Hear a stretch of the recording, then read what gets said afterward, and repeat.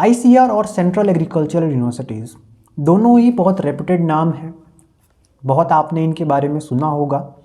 लेकिन जब बात आती है एडमिशन्स की तो सेंट्रल एग्रीकल्चर यूनिवर्सिटीज़ में बहुत सारे ऐसे कोर्सेज़ हैं जिनमें आईसीआर का एक्रेडिशन नहीं है। ना ही इनमें आईसीआर स्कॉलरशिप देता है, ना ही इन कोर्सेज़ के बच्चों को वो आईसीआर पीजी में और आईसीआर पीएचडी में एडमिशन देता है। तो यहाँ पे गलती किसकी है?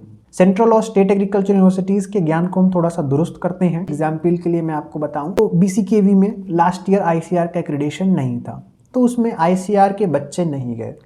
2022 के साल में देखें तो जीबी पंत में आईसीआर का एक्रेडिशन उनको नहीं मिला, तो आईसीआर के थ्रू वहाँ पे एडमिशन नहीं हुए। हम बात करते हैं सेंट्रल एग्रीकल्चर यूनिवर्सिटीज़ की, तो दो ऐसी यूनिवर्सिटीज़ हैं जहाँ पे 100% एडमिशन आईसीआर के एग्जामिनेशन के थ्रू होते हैं। आरएलबीसीयू झांसी और आरपीसीयू पूसा बिहार।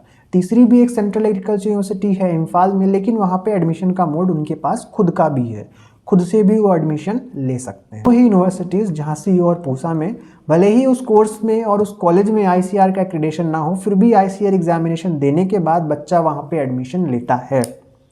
और ये एडमिशन लेने के बाद जब वो पीजी के लिए क्वालिफाई करे और उनको पता चले कि दोस्त अब हम एडमिशन तो आगे फ्यूचर में नहीं ले पाएंगे, क्यों? क्योंकि हमारे कॉलेज में आईसीआर का एक्रेडिशन तो है ही नहीं, यूनिवर्सिटी एडमिशन डिनाई करेंगी। क्यों करेंगी? क्योंकि आईसीआर ने नोटिस निकाल के रखा है कि अगर आपके कॉलेज में आईसीआर का एक्रेडिशन नहीं है तो आप पीजी और पीएचडी के एडमिशन में एलिजिबल नहीं हो। अगर आपके एडमिशन के टाइम पे या फिर आपके पासिंग ईयर में या इन बिटवीन, मान लो आप यूजी कर रहे हो तो बीच में कभी भी एक्रेडिशन था, तो आप आईसीआर पीजी और पीएचडी में एडमिशन ले सकते हो। मतलब ये आपको रिलैक्सेशन दिया कि अगर आपके पढ़ाई के दौरान कभी भी आपके कॉलेज में आईसीआर का एक्रेडिशन आया था तो आपको कोई दिक्कत नहीं है, आप एडमिशन ले पाओगे इस नोटिस के बिहाफ पे। तो अगर कोई यूनिवर्सिटी डॉक्यूमेंट रिजेक्ट करे तो आप उनको 26 जुलाई 2022 का नोटिस दिखा देना, ठीक है, कि ऐसी बात है, आईसीआर ने ये नोटिस निकाल के रखा है। अब ये नोटिस बहुत सारे बच्चों ने हो सकता है नहीं देखा, एग्रीकल्चर के बच्चे हैं, तकनीकी चीज़ों में थोड़ा सा कभी कभार चूक हो जाती है। इस साल क्या होता है कि बहुत सारे बच्चे टॉप रैंकर्स CIFE मुंबई उनको मिलता है, फिशरीज के कुछ बच्चे हैं, अब उनको वहाँ से एडमिशन का डिनाइल का ईमेल आ जाता है कि आपको एडमिशन नहीं दे पाएंगे हम ड्यू टू इनएलिजिबिलिटी, कि आपके कॉलेज में आईसीआर का एक्रेडिशन नहीं था।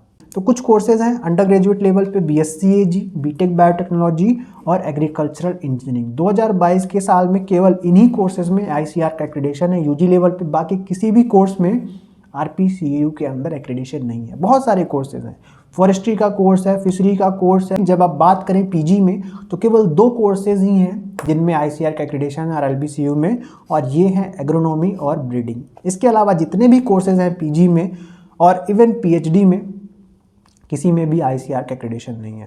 प्लांट पैथोलॉजी हो गया, सॉइल साइंस हो गया, एंटोमोलॉजी, फ्रूट, वेजिटेबल, किसी में भी RLBCU के अंदर एक्रेडिशन नहीं है। तो यहाँ पे जो बच्चे पीजी से एडमिशन लेके आएंगे, तो पीजी में एडमिशन भी RPCU में अच्छे रैंक पे होता है, काफ़ी कट ऑफ जाता है इस यूनिवर्सिटी का, तो ये बच्चे एसआरएफ में एलिजिबल नहीं हो पाएंगे। तो ये गलती किसकी है? यूनिवर्सिटी प्रशासन की है कि वो एक्रेडिशन नहीं ला पा रहे हैं, एग्रीकल्चर मिनिस्ट्री की है कि बिना एक्रेडिशन के कोर्स रन कर रहे हैं, और आईसीआर की भी है।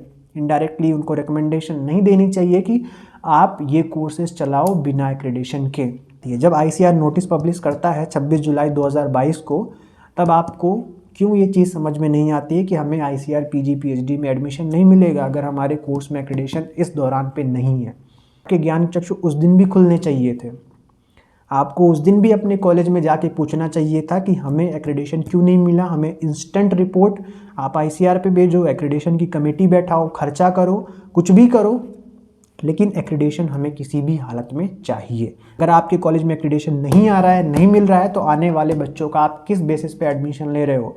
उनको ये चीज़ पता भी नहीं है कि उनको एक्रेडिशन नहीं है, पीजी में उनको एडमिशन नहीं मिलेगा आईसीआर के थ्रू।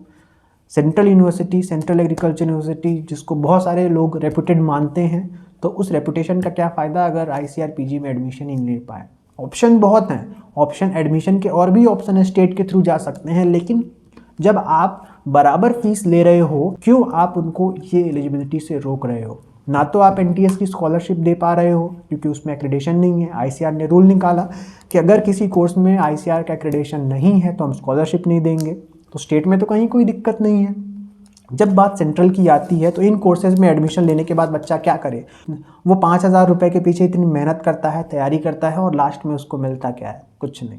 कोई भी यूनिवर्सिटी अगर आपका गलत तरीके से डॉक्यूमेंट रिजेक्ट करे तो आपको ये नोटिस पता होने चाहिए कि ICAR के रूल्स क्या हैं और आपको अपनी आवाज़ उठानी चाहिए। ट्विटर के थ्रू, ईमेल के थ्रू आप टैग करें उनको और इस व्हाट्सएप नंबर पे मुझ तक भी पहुंचाएं, जिससे और भी लोगों को पता चले कि कौन सी यूनिवर्सिटी हैं जो ऐसे काम कर रही हैं, कौन से ऐसे रूल्स हैं जो आपको पता होने चाहिए और बहुत सारे लोगों की ये सहायता कर सकते हैं।